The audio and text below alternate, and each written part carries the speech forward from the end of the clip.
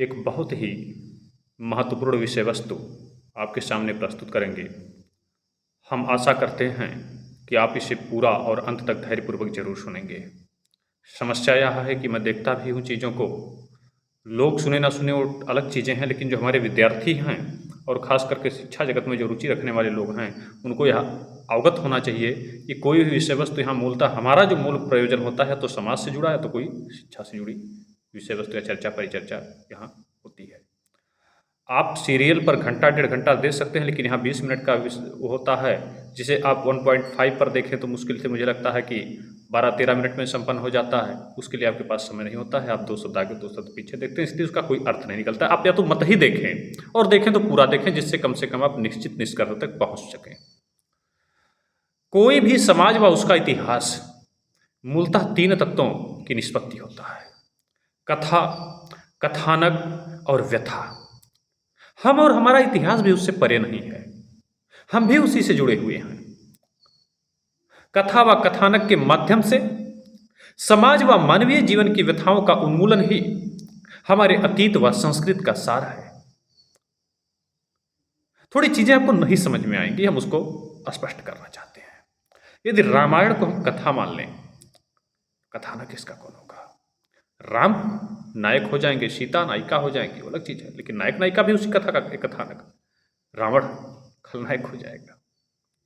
कहने का मेरे मतलब है कि उस कथा को जो भी लोग मिलकर एक स्वरूप देते हैं वो कथानक हो गए, जो उस कथा के एक पार्ट होते हैं, उस कथा के एक अंग होते हैं।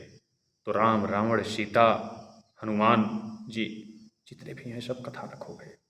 और साथ ही साथ तात्कालिक कुरीतियां, कुव्यवस्था व कुचेष्टताएं ही उस समाज की व्यथा हो गई। अब आपको चीजें समझ में आ गई होंगी। विदित हो कि शिक्षा, चिकित्सा व न्याय ये 3 तत्व प्रमुख रूप से हमारे गौरवमयी अतीत के, गौरवपूर्ण अतीत के मूल स्तंभ रहे हैं। न कि भीम, मलखान, घटोत्कच, कुंभकर्ण ये रोमांचकारी चीजें हैं। इनका बाहुबल, हमारे कहने का यह बिल्कुल तात्पर्य नहीं है, आशय नहीं है कि इनका उस इतिहास में कोई औचित्य नहीं है। ये भी एक कथानक हैं और ये भी उस इतिहास के एक भाग हैं, लेकिन इनकी अपनी भूमिका है, किंतु उस कथा के मात्र कथानक के रूप में। वर्तमान भारत या भारतीय व्यवस्थाओं का एक प्रकार से अगर हम देखें, जो सामाजिक समस्याएं हैं उनका निवारण शायद इसलिए संभव नहीं हो पा रहा है क्योंकि यहां कथानक अपना कोई, या कथानक का अपना कोई चरित्र ही नहीं है। स्वार्थ व अहम, अहम का मतलब क्या? झूठी शान, झूठी प्रशंसा ही उसके जीवन का मूल ध्येय बन चुका है। आज वह इसका शिकार हो चुका है पूर्ण रूप में, और स्वयं को जो कथानक है वह कथा से भी ऊपर समझने की कुचेष्टा व प्रवृत्ति का शिकार है। शिक्षा, चिकित्सा, न्याय की गुणवत्तापूर्ण सुलभता ने ही हमारे स्वर्णिम अतीत को गढ़ने व आकार प्रदान करने का कार्य किया है।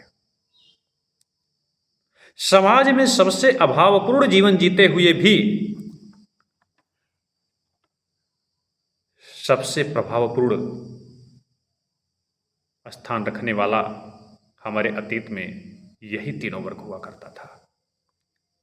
ये जो 3 वर्ग है, शिक्षक, शिक्षा से शिक्षक, चिकित्सा से चिकित्सक, और न्याय का कार्य जो न्यायाधीश हुआ करता था, जिसको हम गांव में सरपंच के रूप से जानते थे।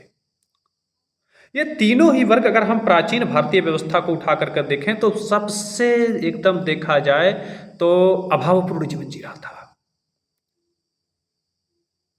शिक्षक कुटी में रहा करता था, घास फूस की झोपड़ी में रहा करता था। चिकित्सक की क्या स्थिति थी आप देखते थे, जड़ी बूटी लेकर के जो है बलिर अपना एक साफा बांधे, एक पकड़ बांधे, वो दौड़ दौड़ के इलाज किया करता था। जिसकी ना अपनी कोई फीस होती थी, ना जिसका अपना कोई शुल्क होता था। और सरपंच महोदय की तो बातें छोड़ दीजिए, तो बिरले थे, निराले थे।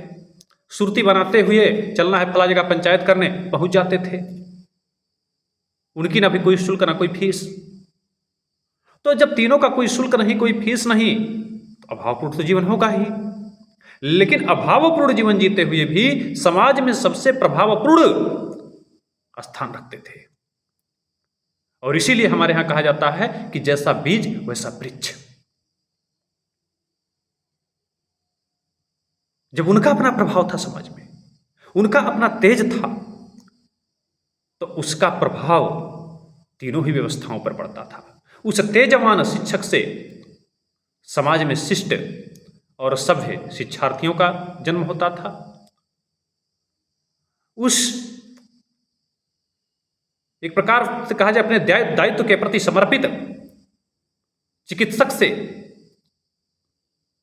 रोग मुक्त समाज का निर्माण हुआ करता था, व्याधि मुक्त समाज का निर्माण हुआ करता था, विकार मुक्त शरीर का निर्माण हुआ करता था, और निष्पक्ष न्यायाधीश से सर्वसुलभ न्याय की प्राप्ति हुआ करती थी, और समाज में अन्याय और अनीति का बोलबाला नहीं होता था। अन्याय और अनीति के लिए, विचार के लिए कोई स्थान नहीं होता था। हम देखते थे जो ग्राम पंचायत में जो सरपंच हुआ करता था, हम एक किताब पढ़ते हैं पंच परमेश्वर, बिफू वर्मा की किताब है। उसकी तुलना ऐसे ही अनायास ही परमेश्वर से नहीं की जाती थी। उसका व्यक्तित्व, उसका दायित्व, उसका अपने जो है कर्तव्य के प्रति समर्पण भी कुछ उसी तुल्य हुआ करता था, जिस प्रकार एक देव का जो है देवत्व हुआ करता था। ऐसे उसको परमेश्वर की संज्ञा नहीं दी गई थी। वह जाता था न्याय देने, लेकिन वहां किसी का रिश्तेदार नहीं हुआ करता था। वह जाता था न्याय देने, लेकिन वहां बना उसका कोई स्वार्थ नहीं हुआ करता था। वह अहम का शिकार नहीं हुआ करता था। वह घृणा और विद्वेष का शिकार नहीं हुआ करता था। वह लोभ और भय का शिकार नहीं हुआ करता था। आप देखते थे सरपंच जी को बुला के जाते थे, दोनों पच जाता था, हमारे यहाँ पंचायत कर दिए, हमारे यहाँ पंचायत कर दिए, पहुंचते थे दोनों पच। उसके बाद वो बेचारे तंबाकू बनाते हुए आते थे, और जाते हुए कि जो है क्या करते थे, जब पूरी पंचायत खत्म हो जाती थी तो किसी पक्ष ने जो है एक टुकड़ा गुड़ दे दिया, और वो भी पंचायत खत्म होने के बाद, पंचायत होने से पहले नहीं वो पीते थे। पंचायत खत्म होने के बाद एक टुकड़ा गुड़ और एक लोटा पानी, किसी के पास शरबत की वो है तो शरबत उसने बना कर दिया, वो खुशी खुशी चले जाते थे। ये थी हमारी अपनी व्यवस्था। वर्तमान में ये तीनों ही सबसे ऐश्वर्यपूर्ण जीवन जी रहे हैं। शिक्षक, सबसे ज्यादा पैसा अगर इस समय समाज का किसी में खर्च हो रहा है तो अपने बच्चे की पढ़ाई लिखाई में। सबसे ज्यादा पैसा अगर समाज का किसी चीज में खर्च हो रहा है तो चिकित्सा, स्वास्थ्य और जो है एक प्रकार से देखा जाए बीमारी में। सबसे ज्यादा पैसा अगर किसी का खर्च हो रहा है तो न्यायपालिका में। 4 मंडी जमीन के लिए अगर आपकी पड़ोसी से भिड़ी हुई है तो शायद आप 14 मंडी जमीन जितने खरीद लें उतना केवल आपको न्यायपालिका में दे देना पड़ेगा। यानी 4 मंडी जमीन का न्याय पाने के लिए 14 मंडी जमीन आपको बेचनी पड़ेगी। ये आपकी न्याय व्यवस्था है। बहुत ज्यादा मैं इसमें नहीं जाऊंगा। तो वर्तमान में ये तीनों ही एक प्रकार से देखा जाए, न्यायाधीश, शिक्षक और एक प्रकार से जो है चिकित्सक, ये तीनों ही ऐश्वर्यपूर्ण जीवन जी रहे हैं, ऐशपूर्ण जीवन जी रहे हैं, प्रभावपूर्ण जीवन जी रहे हैं। लेकिन प्रभावपूर्ण जीवन जीते हुए भी पूर्णतः निष्फल, यानी जिस कार्य के लिए इनको रखा गया था, निष्फल का मतलब कोई उसका फल नहीं, निस्तेज, इनका समाज में कोई प्रभाव नहीं, कोई तेज नहीं है। ये पूर्णतः निष्फल व निस्तेज हैं।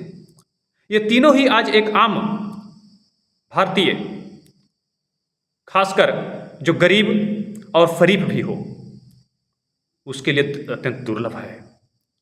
जो आम भारतीय है, मैंने बताया कि जो 2 चीजें अगर जिसमें है उसके लिए तो बड़ी दुर्लभ है जीवन जीना। एक उसके पास गरीबी हो और दूसरा शराफत हो। गरीबी और ईमानदारी दोनों अगर उसके अंदर है तो भारत में जीवन जीना, हमारे समाज में जीवन जीना इस समय बड़ा ही दुर्लभ हो चुका है। वह ना तो शिक्षा की उम्मीद कर सकता है, न वह इस समाज में न्याय की उम्मीद कर सकता है, और न इस समाज में जो है रोग युक्त होने पर चिकित्सा की उम्मीद कर सकता है। शायद इन तीनों के अभाव में उसे अपना जीवन त्याग देना पड़े, यही उसके लिए एक विकल्प है, एकमात्र वो है। फिर मैं कहता हूं कि जैसा ईंधन वैसा इंजन। तो जब ये तीनों ही आज एक प्रकार से देखा जाए कि निस्तेज हो चुके हैं, इनका जीवन ही निष्फल हो चुका है, इनका समाज में कौन इनको सम्मान करता है? कोई सम्मान नहीं है, कोई सम्मान नहीं। पैसा कमा ले जितना कमाना होगा की तरह, कोई सम्मान नहीं है, इनकी कोई स्वीकार्यता नहीं है। टर टर चिल्लाते रहे, कौन इनको सुनने वाला है? कौन इनको सुनने वाला है? तो इसलिए कहा जाता है जैसा ईंधन वैसा इंजन। जैसे ये हैं ऐसे इनके द्वारा जिस चीज़ की व्युत्पत्ति की जाती है, निष्पत्ति की जाती है, वो भी होती है। आज के पढ़ाए हुए शिक्षक के जो छात्र हैं वह अशिष्टता और असंगति व कुसंगति के एक प्रकार से, संगति कह लें कुसंगति कह लें, उसके चरम पर हैं। न्यायाधीशों के द्वारा जो न्याय दिया जा रहा है उसका न्याय अंत में हत्या के माध्यम से होता है, क्योंकि लोगों को पता है कि भैया जब नहीं उसको जो है न्याय मिल पाता है तो कहता हमारे भाई को उन्होंने मार डाला था, इनको हम मार डाल रहे हैं। तो न्याय में भी वो पूरी तरीके से निष्फल हो चुका है। एक समाज में भयमुक्त और न्याय जो है एक प्रकार से देखा जाए अपराध मुक्त समाज के भी निर्माण में वो पूरी तरीके से निष्फल हो चुका है। चिकित्सक की बात कर लें तो आज का चिकित्सक रोग दूर नहीं करता है शरीर से, वो शरीर को रोगों और व्याधियों का शिकार बनाता है। जानबूझ के ऐसी सेवाएं चल रही हैं, जानबूझ के ऐसी ऐसी दवा की कंपनियां चल रही हैं कि जिससे जो है एक रोग दूर हो, दूसरा जो है शुरू हो। और मैं ये नहीं कह रहा हूँ, तमाम दवा कंपनियां पकड़ी भी जा रही हैं और तमाम दवा कंपनियां जो है चल भी रही हैं धड़ल्ले से। और चिकित्सक महोदय कौन सी दवा लिखेंगे? चिकित्सक महोदय जो है वही लिखेंगे जिनमें उनको ज़्यादा से ज़्यादा मार्जिन होगा। आते हैं कि मुख्य मुद्दे क्या हैं। आप कहेंगे सर बात तो कर रहे थे जो है कहाँ से और लेके कहाँ चले आए कि बड़ा, तो समस्या यह है कि इस समय हमारे यहाँ बड़ी धड़ल्ले से जो है चर्चा चल रही है कि जो समाज में अराजकता की तरफ समाज जा रहा है उसके पीछे यूट्यूबर्स जिम्मेदार हैं, या यूट्यूब पर पढ़ाने वाले जो कोचिंग गुरु हैं, कोचिंग माफिया वो जिम्मेवार हैं, या मीडिया का संस्था जिम्मेवार है। तो एक तरफ यूट्यूबर्स कोचिंग गुरु और एक तरफ मीडिया के कुछ चैनल, इसमें बड़ी अच्छी खासी पोस्ट चल रही है, कोई उनके फेवर में कोई उनके फेवर में है। मुख्य मुद्दे क्या हैं? पहला सबसे बड़ी समस्या है कि हमारे देश में शिक्षा, चिकित्सा व न्याय आज मूल्य से परे होकर के, मूल्य यानी एक मूल्य होता है सिद्धांत, जिसमें सिद्धांत से परे होकर के वह केवल और केवल पैसे वाले मूल्य के प्रभाव में दिखाई देता है, आधारित हो चुका है। जो हमारे यहाँ निःशुल्क शिक्षा, स्वास्थ्य और न्याय हुआ करता था वो तीनों ही आज सबसे विलासितापूर्ण जीवन जीने वाले के लिए ही, और जो प्रकार से देखा जाए जिसके पास बहुत ही ज़्यादा धनाढ्य परिवार उसी के लिए संभव है, आम व्यक्ति के लिए वह संभव नहीं है। हम देखते थे प्रसव काल में, ये पहले गांव में प्रसव होता था, जो गांव की एक बुजुर्ग औरत होती थी, अनुभवी औरत होती थी, इतना आसानी से प्रसव करवा देती थी, किसी की जरूरत नहीं पड़ती थी। मैं अपने ही परिवार की बात बताऊं कि एक मसला था अभी जल्दी का ही, और उसमें होता क्या है कि प्राइवेट हॉस्पिटल में लेके जाते हैं, वो कहता ऑपरेशन की जरूरत है, लेकिन अब चूंकि भाई साहब थे उनके अपने कोई मतलब संपर्क में था, वो कहते हैं आइए जो है सरकारी हॉस्पिटल में और मैं देखता हूँ। वो कहते हैं कोई आवश्यकता नहीं है और सामान्य डिलीवरी होती है। यानी जिसको ऑपरेशन की जरूरत नहीं होती है, ये चिकित्सक जानबूझ के उसको भी ऑपरेशन के निवाले में ढकेल देते हैं। पहले हमारे यहाँ बच्चे को निमोनिया हो जाता था, पहले हमारे यहाँ बच्चे को छोटी छोटी समस्याएं होती थी, उसको गांव की जो है जो सबसे घर की जो बुजुर्ग महिला होती थी उसके पास इतना अनुभव होता था, इतना तजुर्बा होता था, दूर कर देती थी। एक टिक पैसा की आवश्यकता नहीं, सब एक दूसरे का सहयोग करते थे। आज की महिलाएं इतनी अवगुड़ी और निर्गुड़ी हो चुकी हैं कि वो शुरू से अपने बच्चों को जो है एक प्रकार से देखा जाए कि शिकारियों के चंगुल में ढकेल दे रही हैं और उनको एक प्रकार से बर्बाद कर रहे हैं उनका जीवन। ये चीजें चल रही हैं।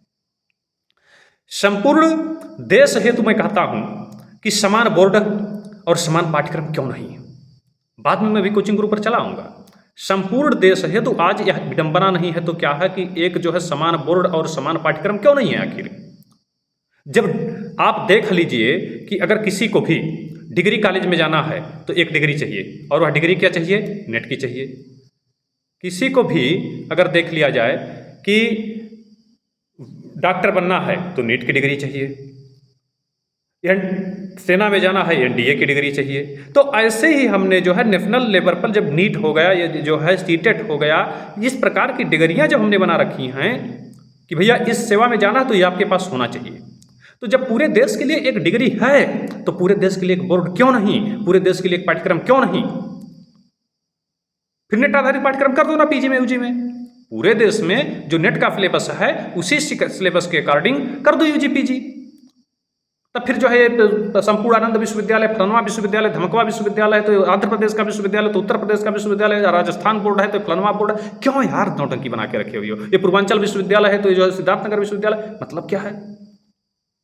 उसी प्रकार बोर्ड में उठा के देख लिया जाए तो ये सीबीएसई बोर्ड है, ये आईएससी बोर्ड है, ये फलाने बोर्ड है, ये यूपी बोर्ड है। क्या आवश्यकता है? क्या आवश्यकता है? क्यों ना एक कॉमन बोर्ड हो, क्यों ना एक कॉमन बोर्ड हो। आप कहेंगे सर इससे क्या हो जाएगा? देखिए, इसके पीछे 3 माफिया मूल तौर पर जिम्मेवार हैं, मूल तौर पर जिम्मेवार हैं। स्कूल, किताब और कोचिंग संस्थान। स्कूल में दिक्कत यह है कि जब एक बोर्ड हो जाएगा तो सीबीएसई और आईएससी सीएससी के जो जैसे बोर्डों में खुले हुए जो है कोचिंग जो है कक्षाएं जो चल रही हैं, इनके जो स्कूल हैं जो कुकुरमुत्ते के रूप में खुले हुए हैं, ये आपस में प्रतिस्पर्धा नहीं दे पाएंगे। आईसीएसई वाला कहता है मेरा अच्छा है, सीबीएसई वाला कहता है मेरा अच्छा है, गार्जियन समझ ही नहीं पाता कि इसका अच्छा है, और धड़ल्ले से धड़ाधड़ पैसा लेते जा रहे हैं गार्जियनों का बेवकूफ़ बना के। ये चीज़ रुक जाएगा, एक कोई कॉमन बोर्ड आप कर दीजिए। दूसरा चीज़ क्या है? किताब में अगर उठा के देख लीजिए तो हम कह रहे हैं कि भैया जब आप नेट है तो नेट के अकॉर्डिंग यूजीपीजी की सिलेबस कर दो और पूरे भारत के लिए उसकी यूजीपीजी की एक किताबें हो जाए, एक किताब हो जाए। जब एक समान पाठ्यक्रम हो जाएगा, एक समान किताबों की सबके लिए सहूलियत होगा। कक्षा 6 से लेकर कक्षा 1 से 5 तक और कक्षा 6 से लेकर के 12 तक एनसीईआरटी की किताबें कर दो, वहाँ भी समान पाठ्यक्रम कर दो पूरे देश के लिए। भाई आंध्र प्रदेश का कोई अलग इतिहास है क्या? हाँ, कुछ लोकल की चीज़ें डालने हो तो एक विशेष किताब वहाँ चला दो, उसकी मैं बाद में बात करूँगा। तो वहाँ पे कर दो ना, एनसीईआरटी हर जगह लागू कर दो, सबका एक समान पाठ्यक्रम कर दो। लेकिन नहीं करोगे, क्योंकि इससे जो है किताब माफियाओं की समस्या बढ़ जाएगी। आज कॉलेज व जो बुक डिपो हैं उनको लकवा मार जाएगा। हम लोगों के समय में बताता हूँ कि बड़े पिताजी की किताब में पढ़ लिया करता था, तब ये सब कोचिंग संस्थान नहीं हुआ करते थे। हम अपने किताब से न जाने मोहल्ले के कितने लोगों को दे दिए पढ़ने के लिए कि भैया तुम पढ़ लो, तुम पढ़ लो, तुम पढ़ो, और मैं भी मांग के पढ़ता था। फलाना किताब उनके पास है, फलाना किताब उनके पास है। हम लोग किताब खरीदते ही नहीं थे भाई। लेकिन आज क्या होता है कि जो बच्चा 100 रुपये जो व्यक्ति 100 रुपये प्रतिदिन कमा रहा है, वह भी जाता है जब बच्चे को पढ़ाने को तो 10,000 का किताब खरीदना पड़ता है। और मैं बताऊं उस किताब की कीमत कितनी होती है? जिस किताब की कीमत मूलतः प्रिंट रेट जो है उसकी 50 रुपये होती है, उसको 500 रुपये में बेचा जाता है। ये सच्चाई है इस देश की। ये बंद हो जाएगा, लेकिन नहीं करेंगे काम। हम कहते हैं कि प्रश्न आपके दिमाग में और उठ रहा होगा कि सर ठीक है, किताबें तो बदली जाएंगी ना, मान लीजिए एक ही पाठ्यक्रम पे कर देंगे तो आप कह रहे हैं कैसे बाबा की किताबें, कैसे बड़े पिताजी की किताबें हो सकती हैं, अभी भी हो सकती हैं। हम कह रहे हैं कि जीव विज्ञान में क्या रोज रिसर्च हो रहा है? क्या रोज प्राणी जो है नए नए जन्म रहे हैं, रोज नए नए पादा पा रहे हैं? क्या रसायन में रोज नए नए पादा पा रहे हैं? हाँ, थोड़ी बहुत जो 2 साल 4 साल में जो है चीज़ें बदलती हैं, नई चीज़ें जुड़ती हैं, उसके लिए तुम एक काम कर दो कि एक जो है करंट की सामान्य अध्ययन की किताब निकाल दो। यानी जैसे तुम हिंदी, अंग्रेजी, विज्ञान पढ़ा रहे हो, वैसे एक करंट का सामान्य अध्ययन निकाल दो, और जो जो चीज़ें नई नई जुड़ रही हैं उसमें उसको जोड़ते जाओ, तो उसको तुम रोज बदल सकते हो। उसमें तो जो हिंदी, अंग्रेजी, गणित, विज्ञान है, ये किताबें अपनी पुरानी चलती रहें, और जो करंट की किताब है वो चेंज होती रहे। और चेंज होने का मतलब है ना कि पुरानी चीज़ें हटती रहें, पुरानी चीज़ें उसमें पड़ी रहें, नई चीज़ें फिर जुड़ती रहें। ये भी तो संभव है। नहीं करना चाहेंगे आप, धंधा बंद हो जाएगा। तीसरी चीज़ है कोचिंग। प्रशासन व नियंता, जो प्रशासन है और हमारे नीति नियंता हैं तथा कोचिंग संस्थानों की जो साठगांठ है, आज सबसे बड़ी समस्या है। जो कॉलेज में पढ़ाई का प्रणाली है, जो कॉलेज में पढ़ाया जाता है, इस प्रकार से हम सबसे आसान ये कह दें, वो आज परीक्षाओं में पूछा नहीं जाता, प्रतियोगी परीक्षाओं में पूछा नहीं जाता है। और जो प्रतियोगी परीक्षाओं में पूछा जाता है उस पैटर्न पर कॉलेज में पढ़ाया नहीं जाता है। क्या कारण है? यह भी क्या चर्चा का विषय नहीं होना चाहिए? जब हम 40 मिनट पढ़ा ही रहे हैं तो उस पैटर्न पे पढ़ाएं ना, जिस पैटर्न पे प्रतियोगी परीक्षाओं में परीक्षाएं चलती हैं। लेकिन समस्या यह है कि कोचिंग गुरु मिले होते हैं और ये मेल गांठ और फाटगांठ ऐसा है कि वही पूछा जाता है परीक्षाओं में जो कोचिंग गुरु पढ़ाता है। यह एक प्रकार से हम कहा जाए कि जो है जो परीक्षाओं में पूछा जाता है वो कोचिंग गुरु पढ़ाता है, या जो कोचिंग गुरु पढ़ाता है वो परीक्षाओं में पूछी जाती है, और जो कॉलेजों में पढ़ाया जाता है उससे जो है परीक्षाओं के प्रतियोगी परीक्षाओं से कोई नाता नहीं होता है। आज तुम आके 2 विषय कर दिए यूजी में, जबकि प्रतियोगी परीक्षाओं में तुम और ज़्यादा चीज़ों को जोड़ते जा रहे हो। क्या तुम्हारा वो है? बताओगे कुछ? क्या तुम आखिर चाहते हो? किस तरफ जो है देश को ले जा रहे हो? और तीसरी चीज़ क्या है कि एक प्रश्न उठता है कि सर ठीक है, इन कोचिंग गुरुओं से आपको दिक्कत है, लेकिन जो यूट्यूब पर निःशुल्क कोचिंग पढ़ा रहे हैं उनके बारे में आपका कहना है? वो तो अच्छा कर रहे हैं समाज के लिए। मैं कहता हूँ कि भाई निःशुल्क कोचिंग की आवश्यकता ही क्या है? इस देश में निःशुल्क बच्चा कुछ भी नहीं है, कुछ भी नहीं है जो तुम निःशुल्क समझते हो। जो राशन कार्ड तुमको दिया जा रहा है और राशन कार्ड पे राशन दिया जा रहा है, तुमको लगता हो तुमको निःशुल्क मिल रहा है, वो भी निःशुल्क नहीं है, उसका भी तुमसे अच्छा खासा शुल्क लिया जाता है, बस इस जेब से ना सही दूसरे जेब से। तमाम गुरुजी आपको मिलते होंगे यूट्यूब पे, कहते हैं मैं आपके लिए तो इतना करता हूँ, मुझे कपड़ा बदलने का चांस नहीं मिलता, मुझे फला नहीं मिलता, मुझे फला नहीं मिलता, और मतलब तुमको घर की अंतरंग चीज़ें बताना, मेरी पत्नी मेरे बारे में ऐसे कर, क्या जरूरत है यार जो है चीज़ें लगे बताने की बच्चों को? तुम मतलब इतना ज़्यादा भावनात्मक तरीके से आपको ब्लैकमेल करते हैं कि पूछिए मत। सच्चाई यह है कि आपको लगता है कि आप एको पैसा नहीं दे रहे हैं, जबकि सच्चाई है कि वो फोर व्हीलर पे चलते हैं। अंकित अवस्थी आए तो उन्होंने कहा कि मैंने तो फला नौकरी छोड़ दिया, मैंने तो जो है देश और समाज के लिए ये चीज़ कर दिया, मैंने वो कर दिया, मैंने इसलिए जो सब चीज़ें भावनात्मक तौर पर कहने लगे। लेकिन आज आप देखते हैं 2 शब्द हरामखोर नहीं बोलता है, उसके बाद कहता है अपने प्यारे ननिहालों के लिए मैंने ये कोर्स लाया है। यार क्यों बेवकूफ़ बना रहे हो? प्यारे जो ननिहाल है 5 साल का, उसको तुम AI में ले जाके जो है वो करो। छोड़ो सारी चीज़ें, आप लोग समझ रहे हो कि मुझसे ज़्यादा समझदार है। तो एक प्रकार से मैं कहना चाहता हूं कि देश में निःशुल्क जो अगर आपको दिख रहा है तो निःशुल्क कुछ नहीं है। सरकारी संस्थानों में वही लोग जाते हैं, वही लोग जो है सिलेक्ट होते हैं जो एक बेहद जटिल और चुनौतीपूर्ण प्रक्रिया से गुजर कर स्वयं को सिद्ध करते हैं, स्वयं को प्रमाणित करते हैं, साबित करते हैं। और कोचिंग में वही लोग रह जाते हैं जो उस प्रक्रिया में फेल हो जाते हैं, उस प्रक्रिया में जो है एक प्रकार से देखा जाए अपने आप को साबित नहीं कर पाते हैं। तो यदि जिसने अपने आप को साबित करके अपने आप को जो है उस परीक्षा में अव्वल बना के वहां तक को पहुंचा है, क्या उससे बेहतर जो है कोचिंग संस्थान हमारे बच्चों को भविष्य दे सकते हैं? यदि उसके बाद भी कोचिंग संस्था जो है बच्चों की समस्याओं का निदान नहीं हो पा रहा है उन कॉलेजों में, शिक्षण संस्थानों में, तो इसके लिए मूल जिम्मेवारी कौन है? मूल तौर पर कौन जिम्मेवार है? या तो गुरुजी नमक हराम है, या तो गुरुजी का कोचिंग संस्थानों से जुड़ाव है, और या तो गुरुजी के अंदर नकारापंथी है, या हमारा जो चयन है वह दोषपूर्ण है।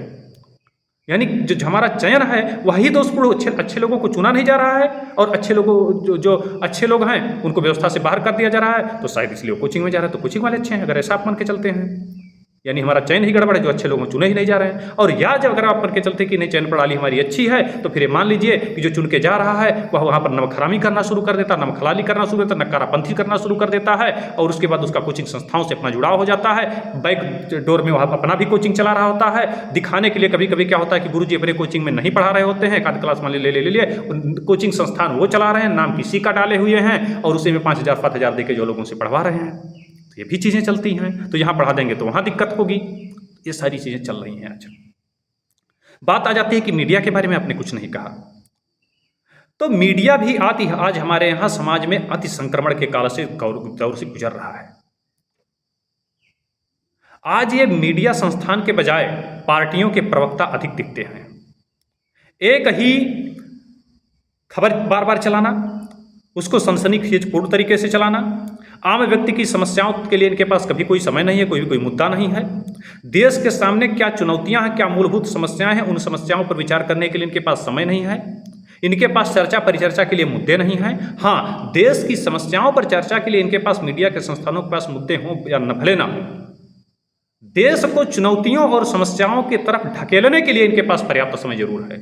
इसमें कोई कसर नहीं छोड़ रहे हैं। तो चाहे आज वो मीडिया के चैनल हों, चाहे आज वो यूट्यूबर्स हों, चाहे वो कोचिंग गुरु हों, ये तीनों ही देश को गर्त की तरफ ले जाने में और देश को अराजकता के दौर में ले जाने के लिए अपना प्रभावपूर्ण योगदान दे रहे हैं, और कोई किसी से कम नहीं है। उठा के देख लीजिए, अभी जो है खान साहब का मसला, सुबह में आके बयान दे रहे थे महोदय कि हमारे यहाँ 10 राउंड गोलियां चली और मेरे आँख के सामने से चली। यही होता है, कैसे तुम्हारे बच्चे कैसे होंगे जब तुम इस प्रकार के रहोगे। फिर उसके बाद हरामखोर आता है बाद में और क्या कहता है कि मैं तो ऑफिस में बैठा था, मुझे नहीं पता है कि जो है गोलियां चली कि नहीं चली, और रही बमबाजी की घटना तो यहाँ तो रोज होती रहती है। सुबह में उसको हाय तो बचा रहे थे, शाम को रोज होती रहती है, क्या मतलब वो है? और सुबह तुम अपने आंखों से देखे थे और शाम को कह रहे हो कि नहीं हम तो अंदर बैठे हुए थे। अभिनव सर को उठा के देख लीजिए, बड़ा नाम चलता है, यही सब लोग इस समय हैं मुख्य धुरंधर। तो वो कहते हैं कि अब इसमें जो है मीडिया की जो है आप जानते हैं कौन महोदय हैं, किससे समस्या चले, तो कहते हैं इनको जवाब मैं नहीं दूंगा। ये जो मीडिया पर कुछ महिलाएं हैं, कुछ विषकन्याएं हैं, विषकन्या नाम खान सर रखाए हैं, तो इनको जवाब हमारे अपने स्टूडेंट देंगे, और वो भी सोशल मीडिया पर टैग करके।